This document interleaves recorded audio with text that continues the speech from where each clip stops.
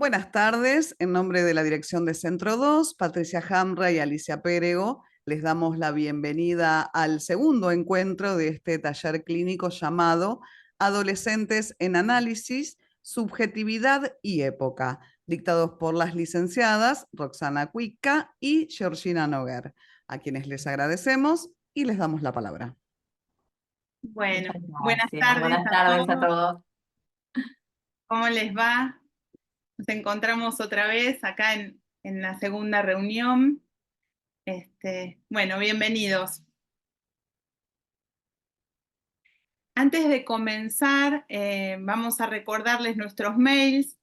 Ya los dimos la semana pasada. Bueno, pero estaría bueno si alguien no lo registró que lo pueda tener, así si tienen alguna duda, algún comentario que no se animan a hacer hoy durante el encuentro, puedan mandarnos y con gusto les vamos a responder en la medida de lo que vayamos pudiendo, ¿sí? Así que bueno, Role, ¿querés pasar el tuyo? Y después yo digo el Dale, mío. vamos con el mío. Dale, que es Roxana con X, K1, la letra K, el número 1, todo junto, @hotmail.com. Bueno, y les voy a pasar el mío, Geor Noguer, así como es mi nombre, Sí, GeorNoguer, sí. @gmail.com.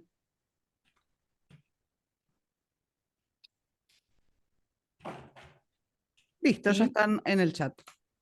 Bueno, Buenísimo, muchas gracias, Lau. Ay, lo gracias. escribí mal.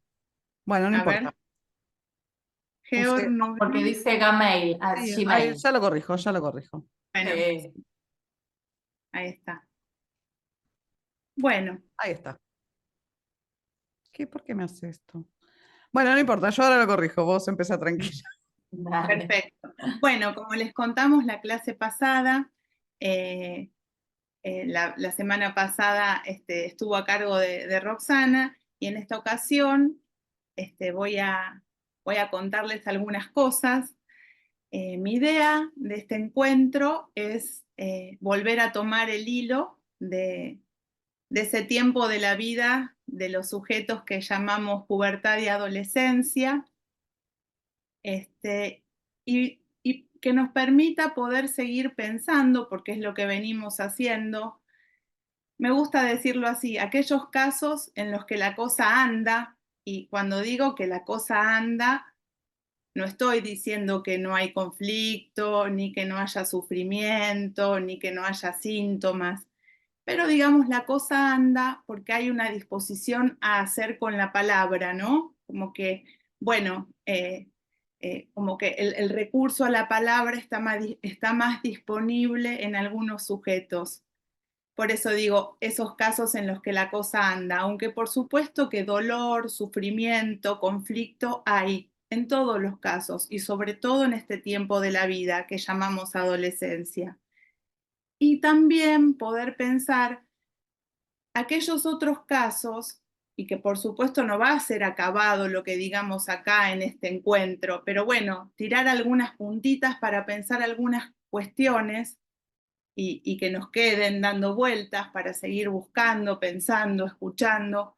Esos casos en donde hay un plus, donde el padecimiento es mayor, donde el sujeto está mudo, esos casos que actualmente escuchamos mucho como patologías del acto, cuadros en donde no hay esa disposición a la palabra, o por lo menos no la hay en principio, ¿no?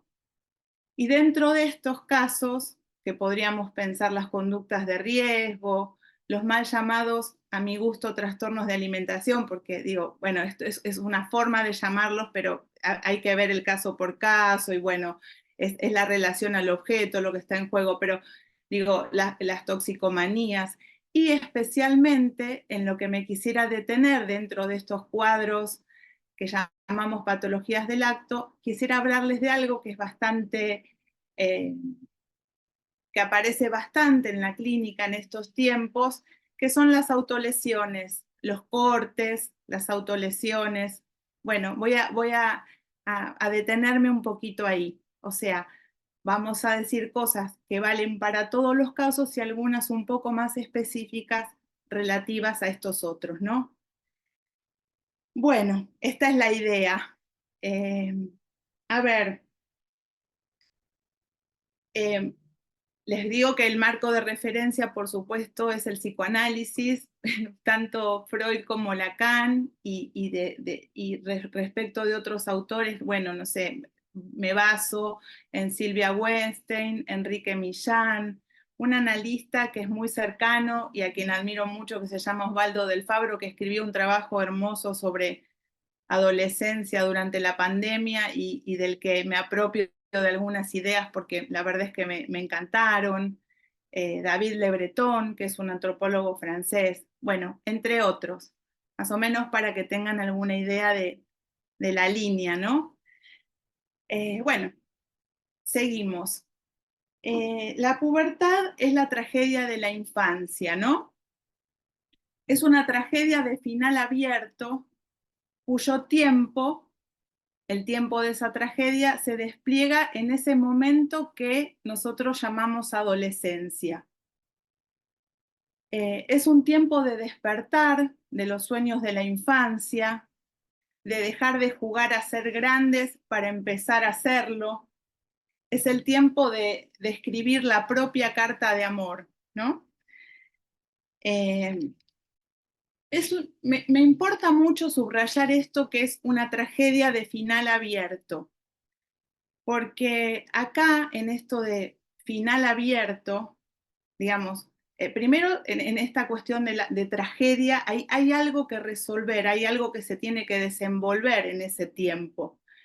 Pero esto de final abierto es buena ocasión para pensar en la función del analista, que no da lo mismo que haya o no un analista ahí acompañando a tramitar y ayudar y elaborar en este tiempo, ¿no? En este tiempo en donde es un momento como de catástrofe subjetiva, en todos los casos, de conflicto, de redefinición, bueno, de cosas que ya nombró Roxana y que voy a seguir nombrando. Entonces, bueno, la función del analista en ese acompañar, en esas resoluciones, en esas respuestas que hay que ir dando, ¿no?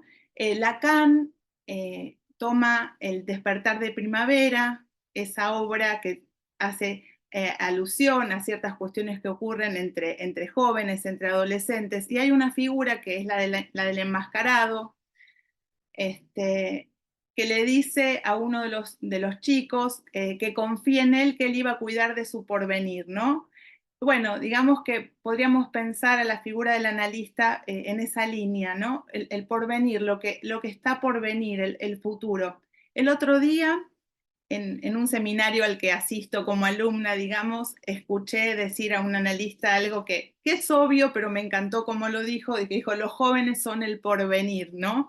Digo, bueno, esto, qué importante el lugar del analista en el acompañar en esos tiempos que son fundantes para la subjetividad y que son oportunidad también, oportunidad de dar como otra vuelta más por aquello que se dio en esos primeros tiempos, ¿no? Me refiero a los tiempos edípicos, digamos, se vuelve a pasar por ahí y entonces es como un momento clave que ya, digamos, no digamos, lo que ahí se juega y de lo que ahí suceda, digamos, se resuelva, va a haber consecuencias.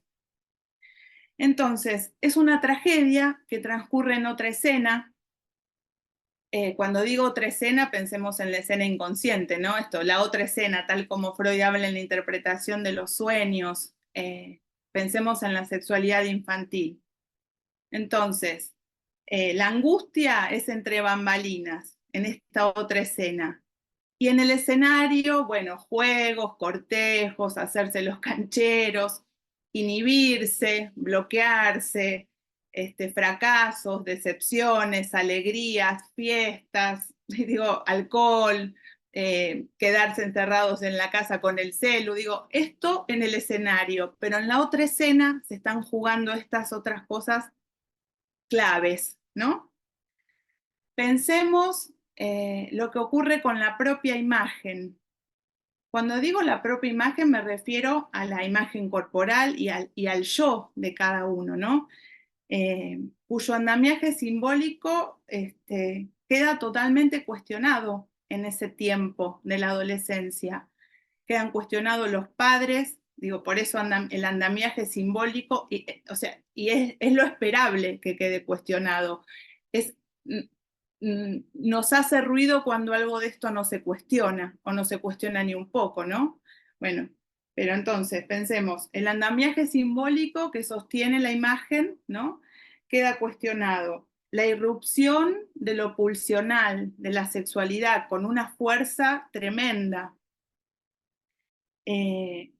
Entonces el cuerpo se desarma.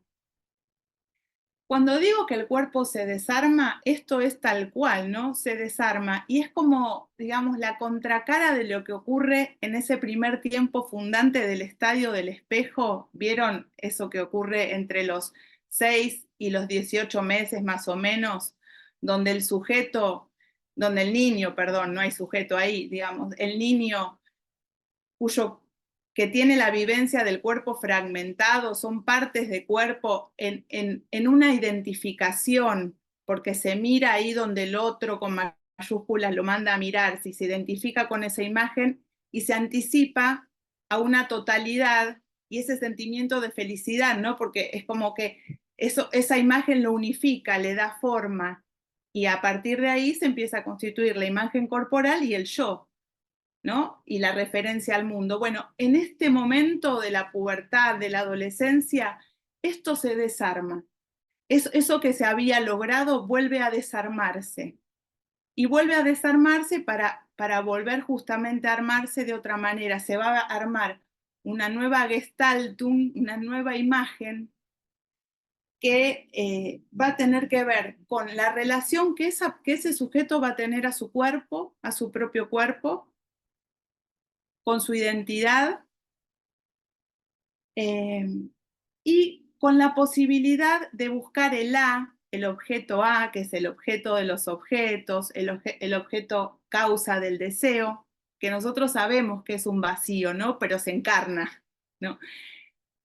En el cuerpo del otro, digamos, del partener, de los parteneres por fuera de la familia, ¿no? Y esto que les estoy diciendo y contando de esta manera es la fórmula del fantasma finalmente. ¿Vieron la S tachada, el rombito y la A? Sujeto, losanya, ¿no? ¿A qué objeto estoy sujeto como sujeto? Digo, y esto, salir a buscar que algo de esto se arme. Esto se termina de armar en este tiempo. Entonces decimos, se estabiliza el fantasma, se deja el autoerotismo, o sea, el objeto ya no va a estar ligado a los objetos primordiales, al padre, a la madre, a quienes hayan hecho las veces, sino que va a estar en el psiquismo y va a posibilitar al sujeto relacionarse con otros por fuera de lo familiar, ¿no? Con otros semejantes. Esto es fundamental, es necesario para salir a la vida. Entonces, ¿se me va siguiendo? Háganme con las caritas. ¿Sí? Bien. Bueno. Si voy muy rápido, me dicen. Vos, Ro, estate atenta a eso, por favor. Bueno, final abierto que se juega también entre la muerte y sus subrogados. Sabemos que la adolescencia es un tiempo donde hay un elevado índice de suicidios. O sea, la muerte está presente. La muerte y el sentido de la vida, ¿no? La pregunta por el sentido de la vida. Son dos cosas que están presentes permanentemente en la adolescencia. No es que en otros momentos de la vida no. En algunos sí. Vieron que los poetas, los artistas, bueno, somos eternos adolescentes, qué sé yo, hay algo de eso, ¿no? Como siempre tener como estos temas. Después un poquito se acalla eso. cuando se entra a funcionar, pero en la adolescencia muerte y sentido están presentes. Entonces, esta tragedia de final abierto que se juega entre la muerte y sus subrogados, el sentido, quedar fijado en la infancia, la posibilidad del desencadenamiento psicótico, cosa que en algunas situaciones ocurre, digamos, está ese riesgo justamente por todo lo que se pone en juego subjetivamente, y el único logro posible, que lo voy a llamar mal logro. Pero, a ver, quiero que se entienda bien, digo, cuando digo el único logro posible y digo que es un mal logro, es lo que está buenísimo, digamos, es como lo esperable. Y esto lo tomo de un analista que lo llama así, porque me encantó, porque hace referencia que es el único logro posible en el mejor de los casos, el mal logro, porque no hay un logro que sea perfecto, no hay un logro que sea acabado, que dé respuesta a todo, ¿no? Es lo que cada uno puede hacer con eso, es la invención, la respuesta que cada uno puede encontrar al hecho de que no hay relación sexual, a que el objeto está perdido, a que no hay complementariedad, a que no hay un goce que sea todo. Entonces, bueno, es un mal logro, es una respuesta a qué me quiso el otro, y esto nos va a permitir, bueno, esta invención que cada uno se hace vía el fantasma, ¿no? Que, por eso el mal logro es de cada uno, es ese armado que cada uno, que cada adolescente puede o no lograr.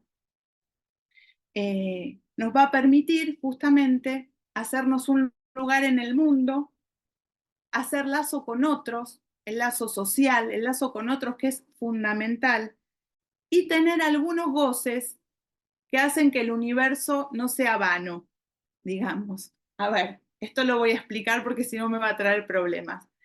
Cuando digo goces que hacen que el universo no sea vano, no me refiero al goce putrefacto, al goce mortífero que hay en sufrimientos que arrasan al sujeto y que lo dejan atrapado. No, me refiero al goce de la vida, ¿no? Me refiero a esto que sucede ahora, por ejemplo, que a mí me encanta el psicoanálisis y no sé por qué me gusta contarles esto, digamos, porque hay un goce que está puesto en juego acá, en hablarles y contarles eh, esto, poniéndome en juego. Bueno, hay un goce que tiene que ver con el goce fálico, que es un goce fuera de cuerpo justamente, ¿no? No me estoy lastimando, estoy, digo, esto, el goce de la palabra, el goce de, por ejemplo, de bailar, de comerse una comida rica y de disfrutar de eso, el goce sexual. Bueno, a estos goces me refiero, que tener algunos goces, porque no hay un goce todo, como no se puede gozar de todo, se puede gozar un poco, ¿no? Esto, con medida, a esto me refiero, no a esos otros goces mortíferos. Bueno, que dejan al sujeto indefenso, mudo. Bueno, los adolescentes, ya me voy adentrando más en la cuestión de, por ahí, de las autolesiones o de las marcas, ¿no? Bueno, los adolescentes suelen escribir la letra lacaniana más pura. A veces, esa letra que no requiere alfabetización. Son terrible y dolorosamente poetas. Los cortes en el cuerpo, esa forma de paliar la angustia por medio del dolor físico, nos dicen de la escritura como marca, como necesidad de poner un tope al fluir imparable de la pulsión y también como necesidad de hacer alguna inscripción significante. O sea, muchas cosas son las que se ponen en juego a través de marca, de marcar la piel, ¿no? Esa búsqueda de sentido de la vida de la que les hablaba, escribir en el cuerpo para metaforizar en acto la imposible misión de coordinar goce y sentido, esto que les decía antes, ¿no? Dar respuesta a eso. Escribir el nombre propio o el de alguien significativo. A veces puede ser, en el caso de las autolesiones, poesía dura, ¿no? Los cortes en el cuerpo, las autolesiones, podemos decir poesía dura, porque también hay otros recursos disponibles, ¿no? Como decía Ro la vez pasada, el diario íntimo, qué sé yo, escribir en las redes, escribir la letra de una canción, poner imágenes sin palabras, palabras de amor, palabras de odio, a veces dirigidas a alguien en particular o a todos y a nadie. Digamos, hay que como entrar ahí y escuchar, ¿no? Desplegarlo. Pero bueno, cuando se trata de los cortes en el cuerpo, estamos hablando de esto, de hacer marca, de poner límite, de poner en el cuerpo un dolor que es psíquico y que se vuelve insoportable. Es un intento también de inscripción simbólica. Bueno, muchas cosas. Es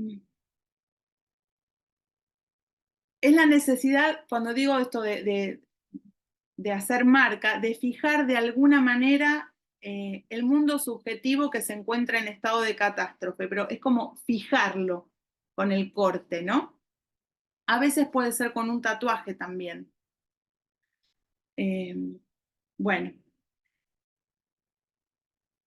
a veces están dirigidos a un otro con mayúsculas que no está ocupando el lugar que debiera o que sería esperable, un otro que goza al sujeto y que no le da posibilidad de hacer alguna maniobra. Bueno, goce y sentido, venía diciendo, ¿no? Salir de la niñez. Para los seres humanos, para los seres hablantes, salir de la niñez, entre otras cosas, crecer, implica desasociarse del goce del otro, del goce de los padres. Salir de ese lugar, desasociarse, separarse de eso, ¿no? Cuestionarlo. Dejar de ser el falo de los padres. Y a veces los padres concretos no colaboran mucho con esta cuestión. Por supuesto que todos los padres tenemos fallas, pero bueno, a veces, digamos, es como hay padres que complican mucho el asunto, digamos, no permitiendo al adolescente hacer este camino de cuestionarlos, de desasociarse, de escribir lo propio, ¿no? Bueno, por ejemplo, cuando hay un excesivo apego a la imagen del hijo, ciertos ideales de los padres que se ponen en juego que son muy rígidos, que sea exitoso, que sostenga a los padres, que estudie tal o cual carrera, que sea un eterno niño o el eterno acompañante de la madre o del padre en tales cuestiones. Bueno, si el adolescente no logra desasociarse de ese goce paterno, si firma un pacto inconsciente con ese goce y queda ahí, el estrago va a ser mortal, digamos, ¿no? La rebelión siempre es con causa. Digo, es mucho el trabajo que hay por hacer en este tiempo subjetivo. El deseo infantil y la conformación fantasmática de dicho deseo, que es lo que les venía diciendo antes, que ocurre durante la adolescencia, son para toda la vida, digamos, y es con lo que nosotros nos encontramos en la clínica con los adolescentes, en ese acompañarlos. En la clínica con los adultos nos encontramos con los restos de esas batallas, digamos, con lo que quedó de lo que allí pasó, digamos, ¿no? Con qué pasó con esto, con lo otro, bueno, los restos de esas batallas. El nombre del padre, los nombres del padre, tienen la función, entre otras cosas, de nominar, de dar nombre a las cosas, de crear una red de palabras para que el adolescente no caiga en un vacío de muerte y de silencio, ¿no? Esto, poder elaborar, poder decir, y en ese poder decir y elaborar, el adolescente se va haciendo, se va construyendo, ¿no? Digo, qué importante, vuelvo a decir esto, el lugar del análisis, en ese contar las cosas que le van pasando, pudiendo decir lo que siente, lo que le pasa, ¿no? Porque ahí se va haciendo, se va construyendo. El analista presta voz, presta mirada, sanciona, es fundamental. El nombre del padre tiene también, y esto es de la clínica, como de la teoría lacaniana de los primeros tiempos y sigue vigente antes de que Lacan hablara de los nombres del padre, ¿no? El nombre del padre tiene la función, esto es seminario 14, la lógica, la significación del falo, digo, tiene la función de separar el goce del cuerpo, ¿no? Esto es clave. Porque por otro lado, Lacan en el seminario 14 dice, no hay goce que no sea del cuerpo. Y también dice, el goce tiene que estar separado del cuerpo. El A, el objeto A, junta y separa. Pero digo, ¿no? Esto, cuando ustedes ven, por ejemplo, los gráficos de la tercera o de los seminarios más avanzados de Lacan y ven los nudos, van a ver que el objeto A está en el centro y que el goce fálico queda por fuera del cuerpo, ¿no? Es de lo que les hablaba antes.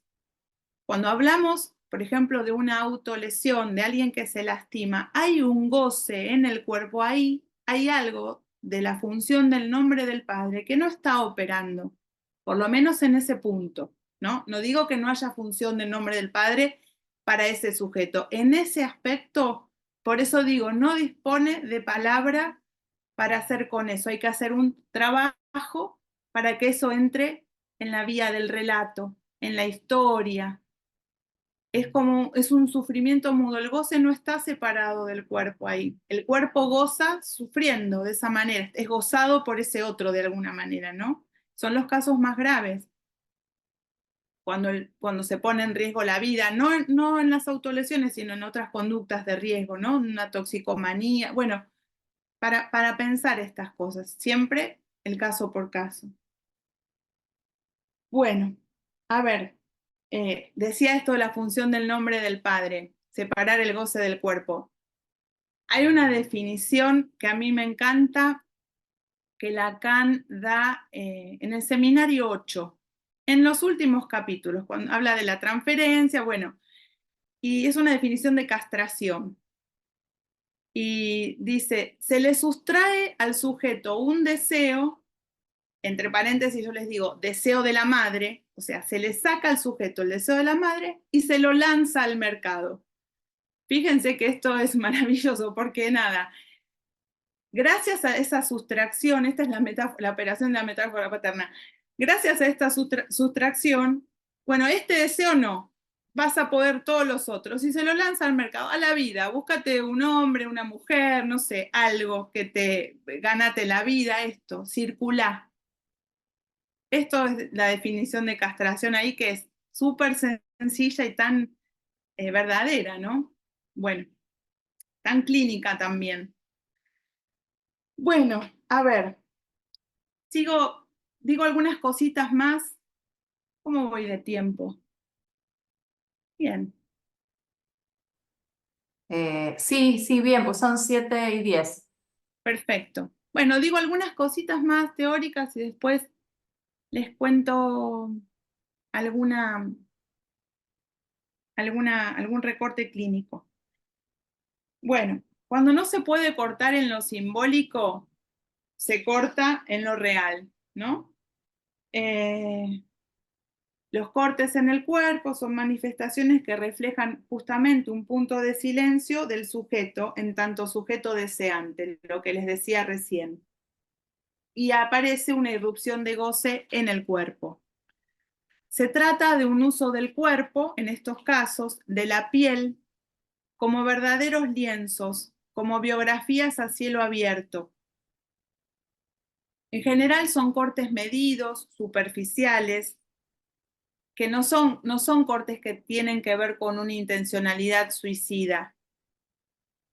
Se realizan en forma solitaria y a su vez en general se mantienen en secreto y están ligados muchas veces a episodios que funcionan como desencadenantes y que al parecer no pueden ser abordados de otra manera, por la palabra.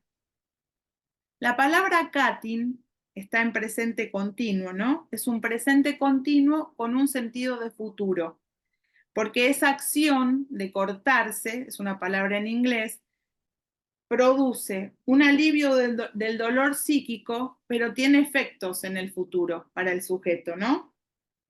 Es un hacer con un dolor psíquico que no puede ser tolerado, tramitado. Es un intento de cortar con ese daño psíquico. A veces es un llamado al otro, como acting, cuando el otro es indiferente. La piel es ese límite interior-exterior. Lacan decía que en la piel se pueden leer las marcas de la historia de alguien, ¿no? ¿Vieron los chicos? Los adolescentes también, pero esto, por lo menos yo lo noté más en los niños, que cuando se caen o se lastiman o tienen algún accidente casero, después muestran las cicatrices y cuentan, tienen como un placer en contar esto me pasó cuando iba andando en bicicleta y no sé qué, y este dedito que me tuvieron que llevar. Hay algo ahí, ¿no? Como de la historia del sujeto en relación a esas marcas, a esas cicatrices. Bueno, nos sirve para pensar los cortes también. Bueno, David Le Breton, este antropólogo francés del que les hablaba y que tiene mucha formación analítica también, aunque habla desde su propio lugar, no es que hable completamente desde el psicoanálisis, pero se nota que está influenciado, obviamente. Dice cosas que a mí me encantaron, algunas se las voy a leer. Digo, se trata de inscribir en la piel un pasaje de sentido para desprenderse de una identidad mortífera, totalizante, ¿no? Él, tanto las autolesiones como las conductas de riesgo, las ubica no del lado de la locura, sino más bien del lado de un intento del sujeto de hacer algo con el malestar de vivir, ¿no? Igual hace una diferencia importante entre las autolesiones, que dice que en este caso no está en juego la vida, digamos, no, en la mayoría de los casos no hay riesgo de vida, a diferencia de las conductas de riesgo donde sí, pero en ambos casos dice que son un intento de hacer con el malestar de vivir y de desprenderse de una identidad, de poner en juego el valor personal, de, de fabricarse a sí mismos de una manera, de encontrar un lugar en el mundo, de seguir existiendo, digamos, ¿no? Esto me parece súper importante. O sea que no hay que asustarse, pero digo, hay que ver qué se puede leer ahí, qué se puede escuchar, qué se puede abrir, ¿no? Dice, por ejemplo, si el arraigo en la existencia no se funda en un gusto suficiente por vivir, queda a buscar furtivamente el sentido, poniéndose en peligro o en una situación difícil para finalmente encontrar los límites que faltan. Esto, ¿no? Los límites que faltan. Pone a prueba su existencia, su valor personal. Son situaciones de gran sufrimiento donde el cuerpo se convierte en el último recurso para no desaparecer. Digamos que la batalla, esa batalla que nosotros podríamos decir intrapsíquica, que tendría que estar en la otra escena, esa escena inconsciente, se libra en el cuerpo. Cuando vemos un cuerpo muy mortificado, lastimado, lesionado o que se pone en riesgo, Lo primero que podemos pensar es esto, que esa batalla es el cuerpo el terreno donde se está jugando, es esa batalla que debiera jugarse en otro lado, en otra escena. Por eso digo, ¿no? Falta la palabra, falta el recurso simbólico. Es que estaba Bueno. pensando, Georgie, con algo re cortito de una paciente que todo el tiempo se me venía cuando te escuchaba, que es una paciente que atendí hace muchos años, adolescente, así muy, muy jovencita, que, digamos, en el momento de la consulta, la mamá había descubierto que se hacía cortecitos, pero en las piernas, ¿no? Ujú, Y la mamá hace la consulta, ¿no? Que también este es un dato que me parece que es muy clínico e interesante también, que la ujú, mamá en algún momento algo de eso ve, ¿no? ujú, Puede ver, digamos, si hace la consulta. Y un poco lo que aparece ahí, digamos, en lo súper resumo, es que esta mamá tenía además un nene muy chiquito, entonces a las noches la mamá quería salir y le pedía a mi paciente que cuide al chiquitito, ¿no? ah, Esto se repetía, ¿no? Y mi paciente estaba en edad de empezar justamente a circular, ¿no? Esto mm, que decías vos antes, Georgie, como de esa salida, digamos, ¿no? Pero se quedaba a cuidar al chiquito y pensaba también con lo que decías del nombre del padre, de esa mm, función, ¿no? ¿No había algún otro ahí, encarnado en alguien, digamos, que cumplía esa función de cortar ahí de alguna manera, claro, de ¿no? sancionar, de cortar, de poner tope a eso, decir, no, bueno. Exacto, exacto. Y es muy interesante porque esta paciente en algún momento decía que ella a veces le decía a la mamá, mamá, cortala, digamos, ¿no? Cuando la mamá le pedía reiteradas Cortar. veces que cuide al chiquitito, ¿no? Pero lo que ella, más allá que le podía decir alguna palabra a la mamá en algún momento que era cortala, así todo se hacía esos cortecitos en las piernas, ¿no? Que también esto de las piernas, que es lo que me parece que hace que alguien pueda circular por la vida, Ujú. en principio, bueno, aparecían esos cortecitos ahí, ¿no? A mí es un caso que me quedó como muy grabado y me sirve mucho para pensar estas cosas que traía, ¿no? Qué interesante, Ro. Es que Mm, esto que decís, que le decía a la mamá, cortala, ¿no? Pero a pesar de eso, igual es que a veces no alcanza, digamos, ¿no? A veces, claro. digo, cuando les decía, a veces es demasiado, ¿no? Hay como un Ujú. exceso de esto y, Mm, y no alcanza, no alcanza porque es mucho el sufrimiento, porque es difícil esa separación, ese corte, o porque el otro concreto no escucha, ¿no? mm. Aunque el sujeto diga, ¿no? Entonces, ¿cómo puede? Totalmente. eh, Mm. bueno, o porque falta algo de quien encarne esa función, no sé, podría ser una abuela, un abuelo, che, déjala tranquila, te cuido yo al chiquito, no sé, algo, ¿no? Totalmente. Algo de eso, ¿No? sí, Como, sí. bueno, es el combo que se va armando en cada caso. Ujú.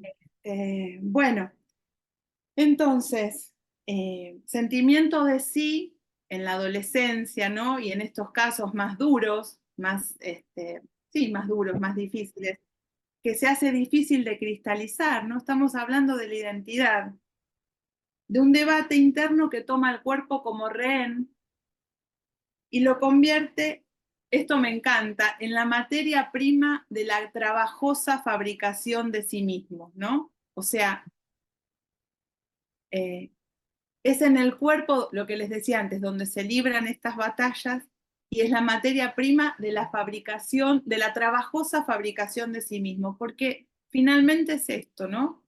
Eh, fabricarse a uno mismo en la adolescencia, de algún modo. No es que estemos fabricados de una vez y para siempre, hechos de una vez y para siempre, pero digo, hay alguna respuesta, esto, lo que hablaba del fantasma, salir al mundo, hacerse un lugar en el mundo, cómo me voy a relacionar con los otros, desde qué lugar, desde qué marco voy a mirar la realidad, esto, qué me gusta, ¿no?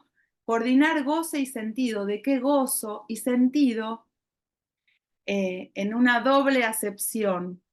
Sentido como sentido de la vida, que decíamos antes, que hay que dar respuesta a esto de alguna manera. Y en esta época donde esto está tan cuestionado y es tan, digamos, a veces decepcionante lo que llega del mundo adulto a los adolescentes, digamos, ¿no? No solo acá, en todos lados, en el mundo en general, digamos, como que eh, hay algo de la época que tiene una característica bastante como que no hay respuestas, que bueno. Eh, entonces, sentido en cuanto a sentido de la vida, que es propio de esa edad, la pregunta por eso, y sentido en cuanto a dirección. ¿Vieron cuando uno dice sentido? ¿En qué sentido voy? ¿La flechita para acá o para allá? Mm. ¿Qué me gusta? ¿Esto o lo otro? ¿Me pongo esto o lo otro? ¿Hablo así o así? Digo, ¿qué música escucho? ¿Qué sentido? ¿Para dónde voy? ¿Qué estudio? ¿De qué trabajo? ¿De qué puedo trabajar? Digo, Mm. sentido también en esas cuestiones, ¿no? O sea, es un montón. Bueno, a ver, entonces, en la adolescencia siempre, y en los casos estos específicos donde hablamos, en el caso de las patologías del acto y de las autolesiones, ¿no? Hay dolores que tramitar, el dolor como parte de la vida también, ¿no?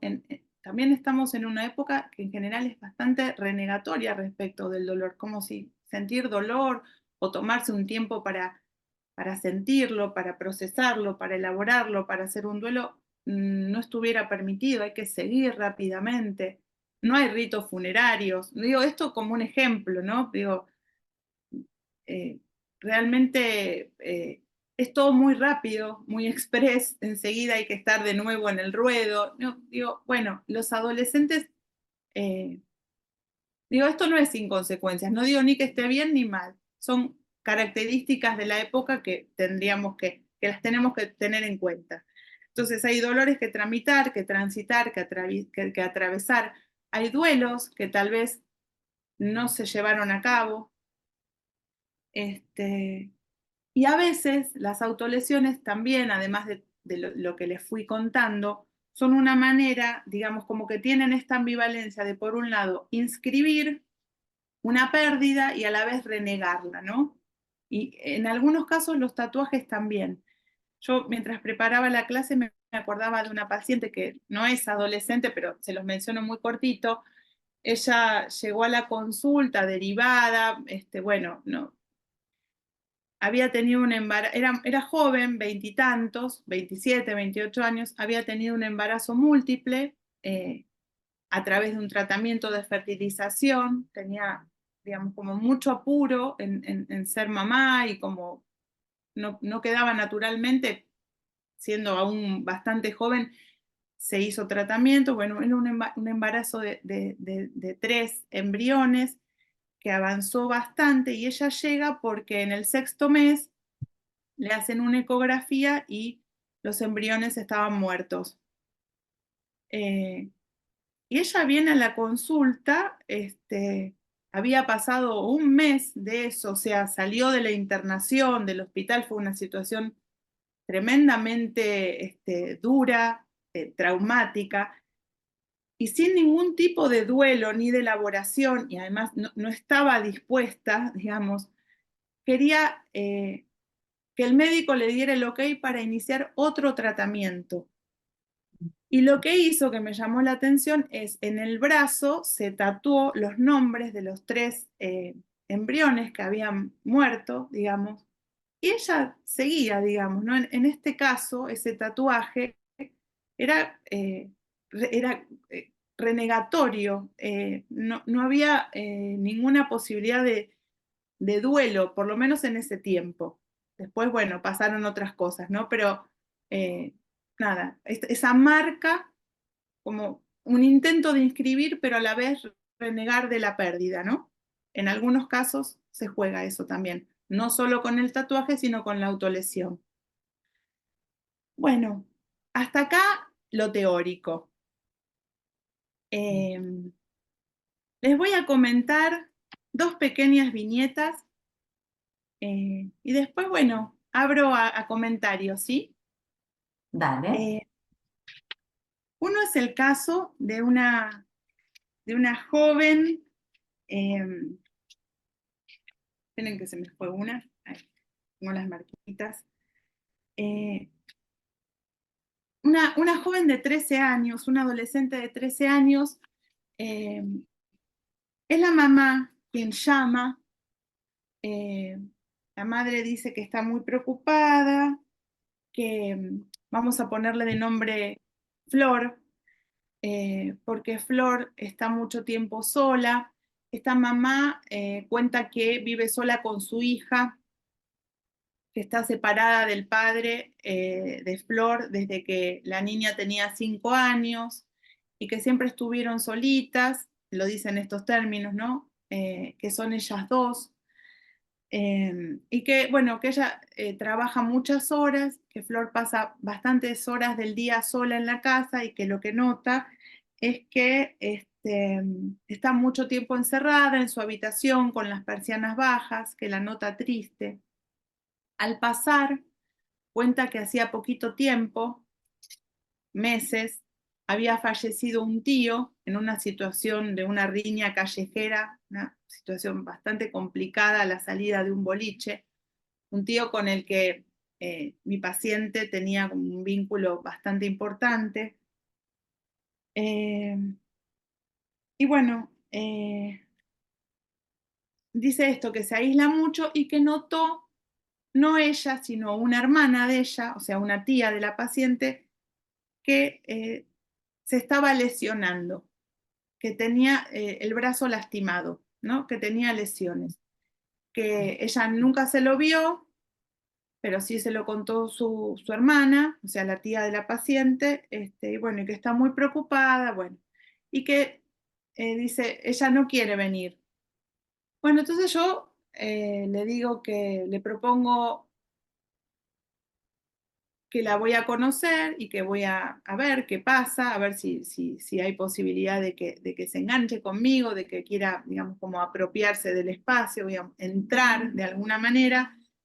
Y que también voy a tener algunas entrevistas con ella porque lo que escucho en la mamá es que la mamá también, digo, estaba muy angustiada y que había cuestiones que por ahí me parecían que ameritaban una derivación de ella, ¿no? Hay algo que la mamá dice que es interesante y que me parece que es favorable y es que se da cuenta que ella está mucho tiempo fuera de la casa y dice capaz que necesita que yo esté un poco más presente, está muchas horas sola, capaz que yo tenga que acomodar mis horarios. Bueno, digo, es una mamá que se hace pregunta por ella, eh, cosa que es un buen dato.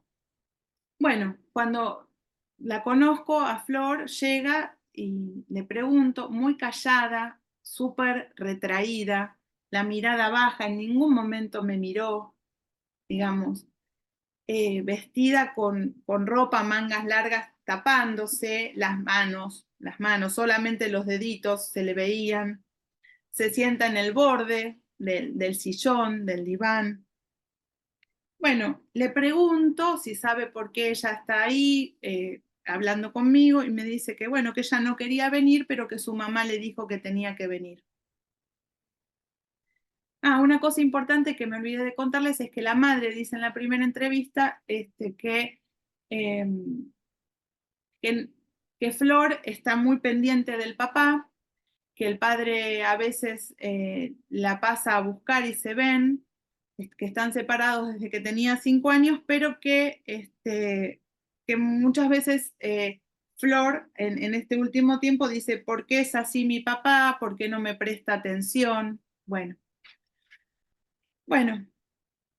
sigo con Flor. Ella se sienta ahí en el diván y bueno, y vamos hablando. La verdad es que eh, digo, vamos hablando, le tenía que hacer preguntas porque no hablaba para nada. Entonces, bueno, me cuenta del colegio, dice que no tiene amigas, aclara que se habla solamente con dos, que son compañeras, no amigas, porque amigas no tiene, amigas tenía en la primaria y no se sigue hablando. Ella está en primer año en ese momento cuando comenzó.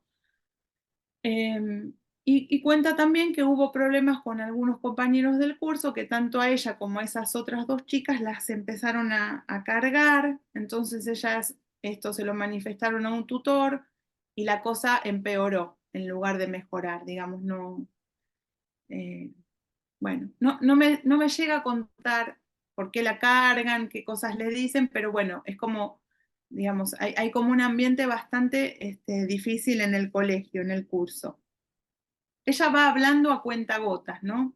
Entonces, bueno, le pregunto por sus gustos, qué es lo que le gusta, la música, el celu, qué sé yo, si juega algún jueguito. Bueno, no juega jueguitos, le gusta leer, me cuenta de algunos libros. En algunas cuestiones ella aparece como más adulta, ¿no? Aparece como situaciones en donde me cuenta que hace, que lee libros de la madre, eh, que hacen las cuentas juntas respecto de los gastos, por ejemplo, de si se puede o no gastar en tal o cual cosa. Digamos, es una niña adulta en ese punto en donde está involucrada en situaciones de dificultad económica que atraviesa la madre y que ella, bueno, digo, está ahí como, se pone a veces a la par de la madre, ¿no?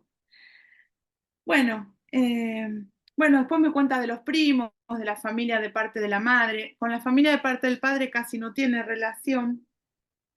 Entonces le pregunto si sabe por qué viene, digo, como para ver si se puede implicar de alguna manera. Y le digo que su mamá me dice que no. Entonces yo le digo a su mamá que la mamá me dijo que la veía triste. Eh, Se queda callada, seria, y por primera vez levanta la cara y me mira y se sonríe, ¿no? Bueno, entonces a partir de ahí, esto pasaron algunas entrevistas, ¿no? Se los estoy resumiendo así como puedo. Le propongo que eso, que nos tomemos un tiempo para charlar, para conocernos y que vamos a ir viendo si a ella le gusta venir o no, y le propongo que traiga algo personal que me quiera mostrar o contar, que puede ser un objeto, que puede ser, no sé, una foto, una canción, hacérmela escuchar, no sé, un recuerdo, algo, lo que sea. Y bueno, ella esto lo toma y aparece en una sesión con un oso de peluche grande y con un anillo. El anillo se lo había regalado su abuela y el oso de peluche el padre, y tenía el mismo nombre de su papá. Entonces a partir de ahí, bueno, me cuenta que ese peluche se lo regaló su padre cuando era chiquita y que le puso ese nombre, ¿no? Entonces empieza ahí a decir algo sobre el padre, ¿no? Entonces me dice, antes de chiquita, mi mamá me dijo que cuando él se iba a tomar, el padre toma, es alcohólico. Ella no lo dice en estos términos, ella dice a tomar, ¿no? Que yo lo esperaba con la comida por horas. Entonces cuenta un recuerdo donde ella se ve sentada en un escalón, en la escalera que había en la casa, esperándolo con un pollo de plástico, de juguete, y los platitos y todos esos jueguitos, qué sé yo. Bueno, bueno, el padre se había comprometido a traerla a algunas sesiones, cosa que no hace, muchas veces falta. Viene a alguna sesión su abuelo materno a traerla, entonces le pregunto, ¿qué pasó? Que te iba a traer tu papá y no te trajo. Me dice, no, tenía que trabajar. Y de nuevo se ríe, entonces eh, le digo, le hago algún comentario y me mira con picardía y me dice, se tomó todo el fin de semana, ¿no? Fíjense esto, se tomó todo el fin de semana. Entonces le digo, ¿y esto? Me dice, no, miré su Instagram y vi que estaba tomando. Me dice, no está trabajando, no, como que, ¿no? Esto de, el padre se tomó todo el fin de semana. Bueno, eh, entonces me dice que ella se enoja con el padre, pero que el enojo le dura poco, que no puede estar enojada con él. Eh, bueno, y noto que mientras me cuenta estas cosas, ella se toca y se lastima el borde de las uñas, digamos, las cutículas, ¿no? Mucho, con mucha insistencia. Le hago un comentario sobre eso. Bueno, esto pasa. Hasta que en otra sesión veo que tiene las manos lastimadas. Ella hace como, ¿vieron esto de Freud con el caso este donde muestra la paciente, la histérica, muestra la cartera y no la muestra, digamos, bueno, esto deja ver y tapa. Entonces veo las manos muy lastimadas, eran como si fueran ampollas, como pequeñas circulitos, muy lastimada, ¿no? Que ella siempre tapaba con sus mangas. Entonces se lo señalo y le digo, ¿eso que tenés en la mano? Y me dice, no sé, no me di cuenta. Me lo hago cuando estoy mal. Mi mamá me dice que estoy loca y que por eso vengo al psicólogo. Entonces yo le digo, y bueno, y dice, me toco y cuando me veo tengo estas lastimaduras, ¿no? Entonces le pregunto, ¿y cuándo te pasa eso?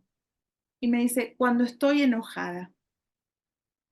Bueno, digo, hasta acá voy a contar, ¿no? Digo, digo, hablemos del enojo, hablemos de lo que te enoja. Entonces empiezan a salir cosas como, nada, el enojo con el padre, que ella dice que no se puede enojar porque lo quiere mucho, el enojo con ella misma, el enojo con la madre cuando no la puede contradecir.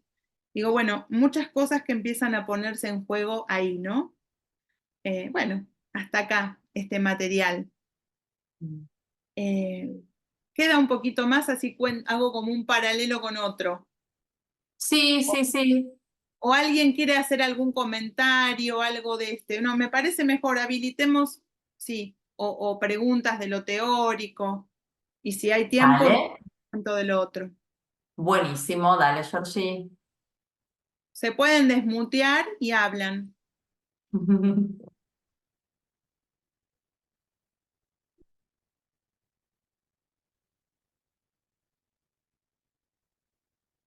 Sé que pensaba una cosita así como para arrancar.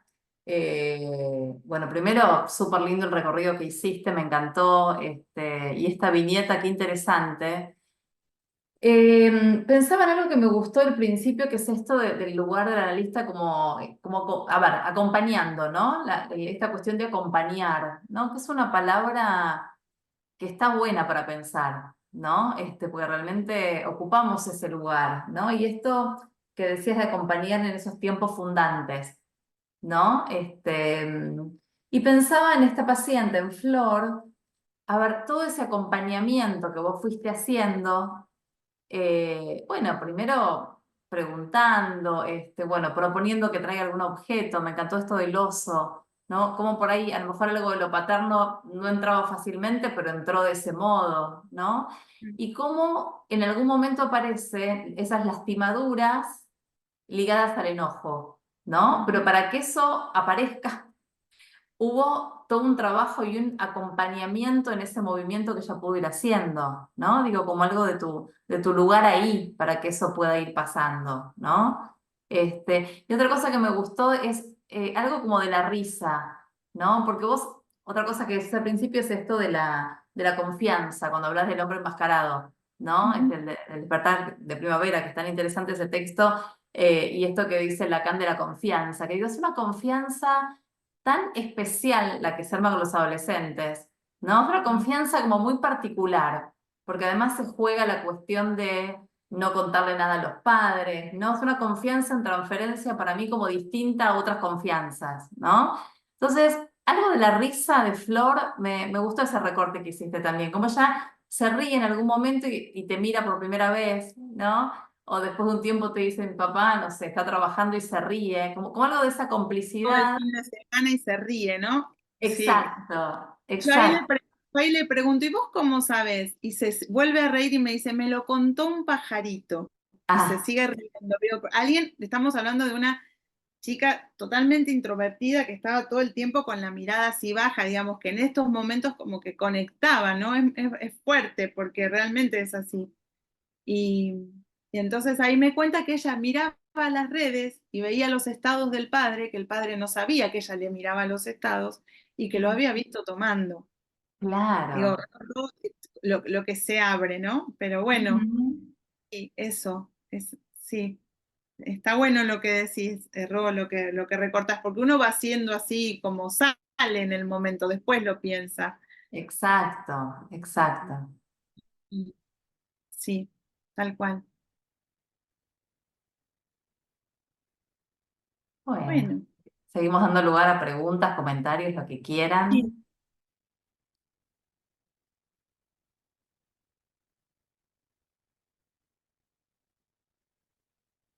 Bueno, si no, comento el otro caso que no se trata de un caso, digamos, con autolesiones, pero digamos sí, un caso de un adolescente, hace muy rapidito, no voy a entrar tanto en detalle, ¿Vale? eh, que atendí hace bastante, pero que digo, se me vino, se me presentificó cuando preparaba bueno, esta clase, porque era una joven que tenía, digamos, como mucho sufrimiento. Ella, en ese caso, digamos, ella había pedido eh, un analista o empezar a hacer terapia, así lo decía, ¿no? Más o menos a los 16 años, era un poquito más grande que Flor. eh, y lo que le pasaba a ella, que le generaba muchísimos sufrimientos, que tenía como muchas oscilaciones en su peso corporal, iba y venía, digamos, sin llegar a haber sido catalogada de algún modo con el nombre de algún trastorno de alimentación, por suerte digo, ¿no? Pero, Mm, digamos, tenía cosas bastante importantes en ese sentido, tiempos en donde había estado muy, muy flaca, digamos, habiendo perdido la menstruación, y después tenía atracones, y todo el malestar y el sufrimiento que esto le producía, digamos, muchísima angustia, mucha angustia. Una chica que había sido como siempre muy buena alumna, muy hermosa también, digamos, su imagen, así. Sin embargo, estaba como muy atrapada en eso y, y esto para ella era fuente de mucho sufrimiento. Entonces, digamos, casi todas las sesiones transcurrían hablando de esto, ¿no? Estoy más gorda, estoy más flaca, muy pendiente de qué comer, digamos, como de hacer dieta, de cuidarse, todo esto.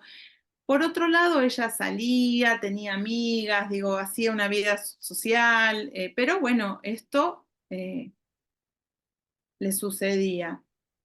Entonces, cuando empiezan a pasar cosas en el tratamiento, ella va contando, que esto me parece que es como que es lindo poder compararlo con los otros casos, donde la piel y el cuerpo están en juego tan directo. No es que en este caso no, porque las subidas y las bajadas en el cuerpo, pero bueno, digamos, no se lastimaba de la misma manera. mm, Es como y estaba más habilitada la posibilidad de decir, ¿no? Y a esto voy ahora, para poder compararlo.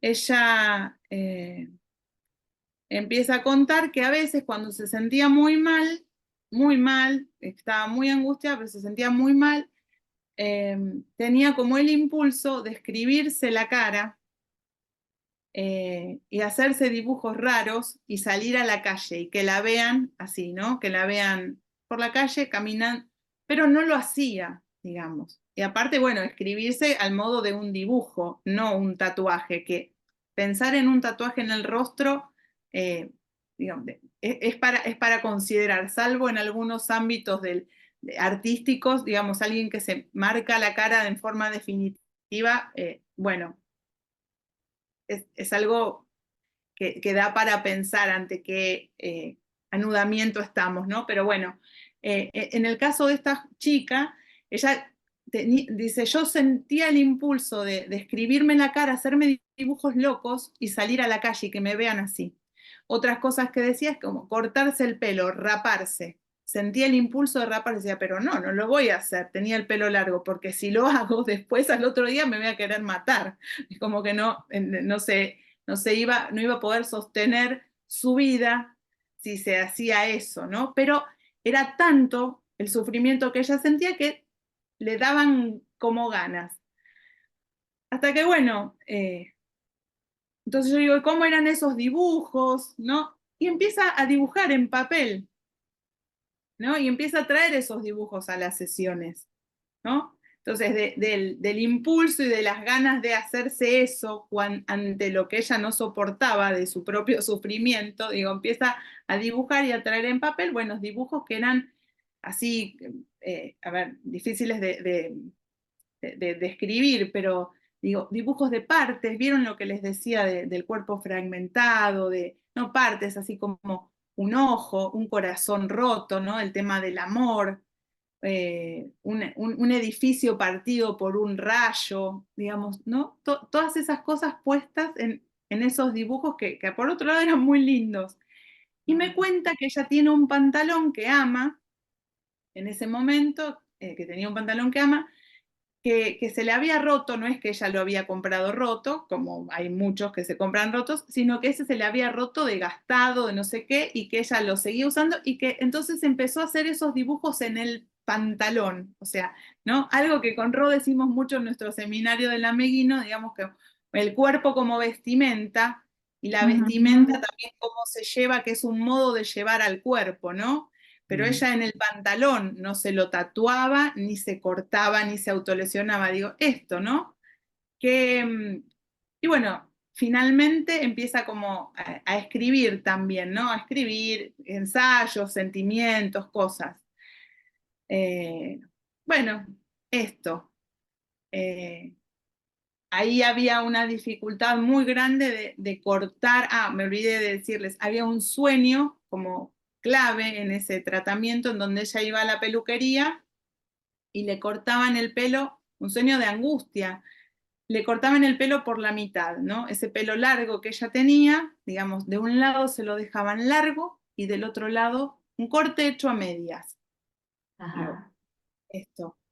Eh, esto pinta la posición en donde ella estaba ahí como, bueno, sufriendo, de donde tenía que salir, terminar de cortar, ¿no? Bueno, eso, hasta acá. Bien. Aprovecho, Georgie, que nombraste el seminario del Ameguino que damos sobre el cuerpo, que justo hoy empezaron a hacer la publicidad. Así que si alguien tiene ganas de inscribirse, nos puede mandar un mail a cualquiera de los dos y les contamos de qué se trata. Así, un paréntesis que se me ocurrió. Mm. Bien, Ro, está bien. Sí, es en el segundo cuatrimestre, en septiembre arrancamos, mediados de septiembre, y dura 2 meses, 2 meses y medio. Es un seminario que damos todos los años con Ro hace un montón en el Ameguino, sobre... Y es virtual también, así que Ujú, es práctico. Pensaba, Georgie, qué interesante con esta paciente que contás ahora, ese pasaje de los dibujos en la piel, ¿no? A los dibujos en el pantalón, ujú, ¿no? No sé, algo de ese pasaje, ¿no? También como de ese recorrido, ¿no? mm, Eh, sí, en realidad son el impulso a dibujarse la cara, ¿no? Que no Ujú. ella lo hizo esto, ella lo contó, digo, por eso ahí había una Claro. disformidad de la palabra, ella sabía que no tenía que salir a la calle así, digamos, lo tenía muy, Ujú. pero tenía como eso, ella decía, el impulso, así hasta con este gesto, de ese Sí. impulso al papel y al pantalón, ¿no? Ujú. Y hablar de eso, después empezar a hablar, bueno, esto como Ujú. entró. Mm, Está bueno, bueno. eso.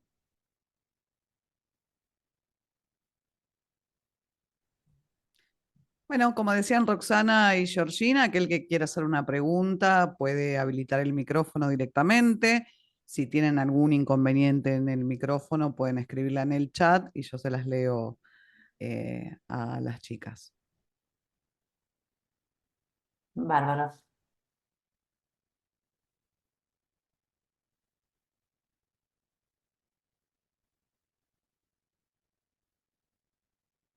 Mucho silencio. Muchas cosas para pensar. Pueden contar alguna experiencia personal también, compartir algo propio.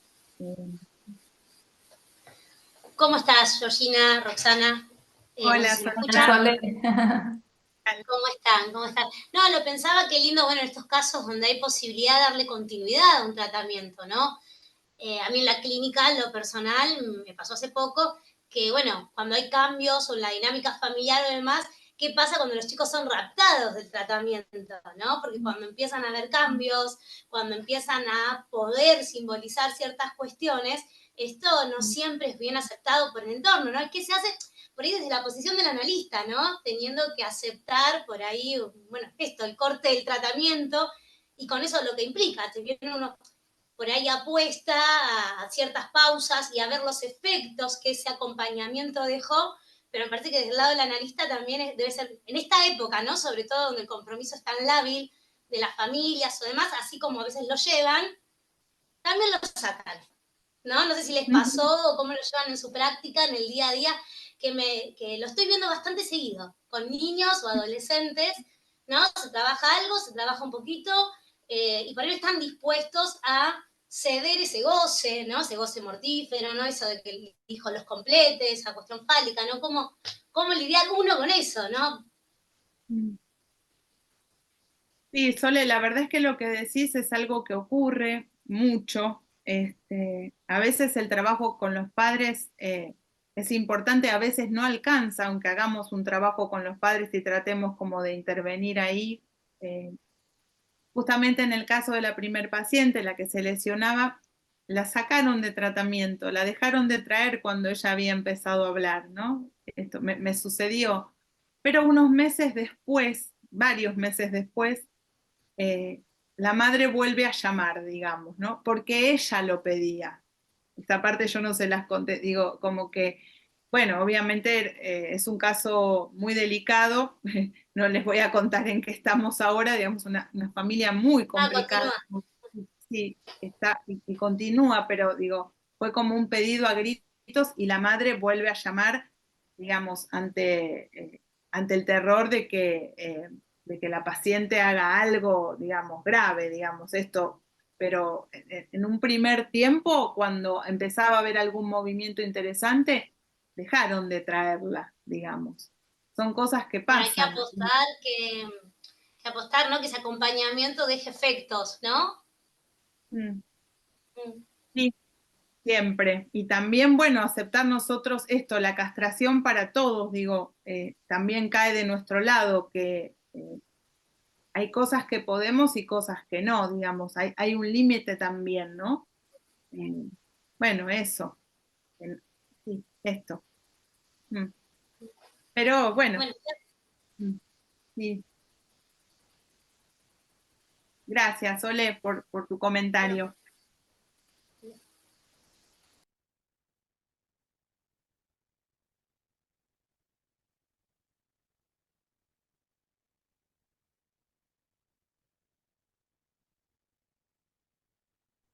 Bueno, me parece que si no hay Bueno, alguna pregunta o algún comentario más, creo que está bien, ¿sí? dale, tienen nuestros mails también, así que como decíamos la vez pasada, a veces las preguntas que van apareciendo después al releer lo que Ujú. anotaron, nada, mandan mail y continuamos el intercambio que siempre es súper interesante. Bueno, un beso, muy lindo estar acá y bueno, seguramente nos encontraremos en algún otro momento. Bueno, muchas Seguro que sí. gracias. Gracias por estar ahí. Bueno, Gracias, Georgina, gracias, Roxana, estamos en contacto y, y bueno, después les recuerdo también a los que están presentes que se va a publicar ambos encuentros en el canal de YouTube de Centro 2, ¿sí? También para que los puedan volver a ver si así lo desean. Así que bueno, agradecida en nombre de Centro 2 por este hermoso taller que dieron. Bueno, gracias Lau por gracias, estar ahí. gracias, A ustedes. Chao. Saludos a todos. Chau, chau.